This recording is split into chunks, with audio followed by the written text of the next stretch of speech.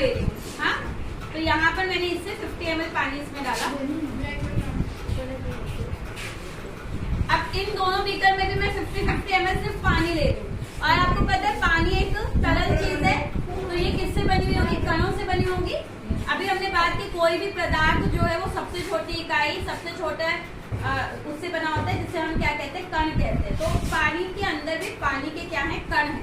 ठीक है, अब हम क्या कर रहे हैं? ये इंक है, इंक भी पदार्थ है ना, लिक्विड है, इसमें भी कण होंगे, इंक के कण होंगे।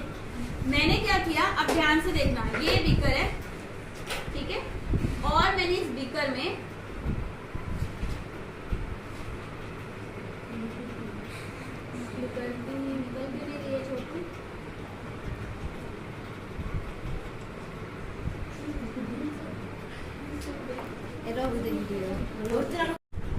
मैंने एक जगह पर डाली है ना, तो मैंने एक जगह पर इंक के कण डाले। वैसे रख के करना चाहिए, मैं उठा रही हूँ ताकि तुम सबको दिख जाए। अब मैं दिखा क्या रही हूँ, इसको ध्यान से देखना कि मैं इंक के कण एक जगह पे डाल रही हूँ। सबको दिख रहा है? एक जगह पर है। अब मैं इसे बिना छुए यहाँ छोड़ रही हूँ। इंक के कण एक ही जगह रहने चाहिए क्योंकि मैंने एक जगह डाले है ना। लेकिन आप देखेंगे इसे बिना हिलाए अगर मैं इसे छोड़ दूं ना, तो भी इंक के कण जो है वो थोड़ी देर में पूरे बीकर में क्या हो जाएंगे? फैल जाएंगे। मैं इसे नहीं छेड़ूंगी, आप भी इसे नहीं छेड़ोगे, आप इसे ऐसे ही रहने दोगे। ठीक है, अगर ये आपके पूरे बीकर के पानी को नीला कर देते हैं तो ये सिद्ध हो जाएगा कि जो इंक के कण है वो ठहरे हुए नहीं है, वो क्या कर रहे हैं? एक जगह से दूसरी जगह चल रहे हैं। ऐसे पानी के कण भी वो एक जगह, मैंने अगर पानी भर के रख दिया इसका मतलब ये नहीं कि उसके कण ठहरे हुए हैं, वो हमेशा क्या करते रहते हैं? चलते रहते हैं, हमेशा गतिशील होते हैं। और ये सिद्ध करने के लिए आपको कुछ नहीं करना, आपने एक तरल में दूसरा तरल जो है एक बिंदु पर डाल के छोड़ दिया। अगर ये चल नहीं रहे होते तो जो मैंने इंक की बूंद डाली है वो उसी जगह पर होनी चाहिए, वो कण वहीं होना चाहिए, है ना। लेकिन आप देखेंगे धीरे धीरे जैसे मैंने बूंद डाली थी, अब ये धीरे धीरे घुल रहा है, तो यहाँ पर इंक के कण जो है वो क्या कर रहे हैं? गति कर रहे हैं। यही आपका अगला पॉइंट है कि पदार्थ के कण निरंतर गति करते रहते हैं, वो कभी भी एक जगह ठहरे नहीं होते। बस गति करने के जो स्पीड होता है ना, गति होती है वो अलग अलग होती है। जैसे गैस होती है, गैस में कण दूर दूर होते हैं, उनके बीच में काफी जगह होती है, तो वो जल्दी जल्दी गति करते हैं। अब लिक्विड के जो कण है वो थोड़े पास आ गए, तो जब वो गति करे एक दूसरे से टकराते हैं, तो वो कंपेयर टू गैस आपका गति वो भी कर रहे हैं लेकिन उससे कम कर रहे हैं। ठोस के और पास है, उनके बीच में जगह कम है, तो वो आपका बिल्कुल ऐसे ही गति कर रहे हैं जो आपको नेग्लिजिबल दिखती नहीं है। ठीक है, तो अगर मैं ठोस में पानी की बूंद डाल दूंगी ना, तो वो आपको ज्यादा फैलता हुआ नहीं दिखेगा। लेकिन यहाँ पर आप देखोगे, अब देखो धीरे धीरे आपकी जो इंक गहरी दिख रही थी वो धीरे धीरे क्या होती जा रही है? हल्की हो गई ना।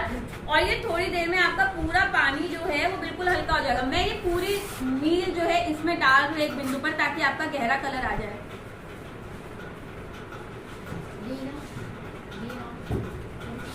अब ये मैंने इतनी सारी इंक डाली है, लेकिन मैंने देखो पूरे बीकर में नहीं डाली है, मैंने यहाँ पे पूरे बीकर में नहीं डाली बच्चा, मैंने एक पॉइंट पर डाली। बीकर के उधर जो पानी है वो आपको बिल्कुल सफेद मतलब ट्रांसपेरेंट ही दिख रहा है ना।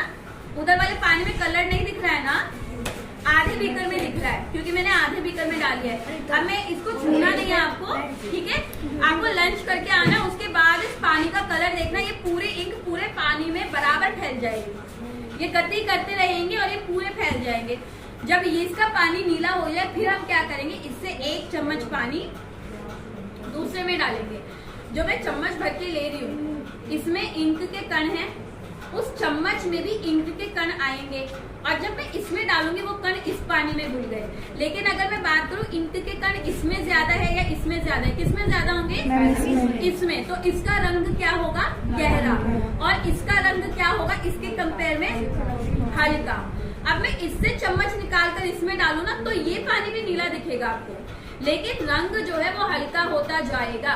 पर कण इतने छोटे होते हैं कि आप उनको अलग नहीं नहीं कर सकते। आप जितनी बार चम्मच से ट्रांसफर करेंगे आपके पानी में रंग आता जाएगा, क्योंकि आपके कण अलग नहीं हो सकते। पानी और इंक के जो कण हैं वो इतने छोटे कि आपस में मिलने के बाद वो अलग नहीं हो पा रहे, इसलिए आपके पानी में क्या आ रहा है, कलर आ रहा है। बस गहरा जो है वो पहले बीकर में ज्यादा गहरा होगा, उसके बाद रंग जो है वो क्या होता जाएगा, हल्का, क्योंकि इसमें इंक के कण ज्यादा है और जब हम ट्रांसफर कर रहे हैं तो वहाँ पानी के कण ज्यादा होते जा रहे हैं और इंक के कण कम होते जा रहे हैं। तो आप ब्रेक के बाद महक कहाँ गई, महक आप करोगे, ये टच नहीं करना है। जब ये पूरा घुल जाए तो ये देखना है कि अपने आप गतिशील। अभी भी देखो आपका एक तरफ जहाँ डाली थी इंक वहाँ गहरा था, अभी धीरे धीरे घुल रहे थे, हल्का होता जा रहा है। तो आपको इसे टच नहीं करना है, खाना खाकर आओ, उसके बाद इससे एक चम्मच इसमें उठा के डालना है, फिर रंग कंपेयर करना है, फिर इसमें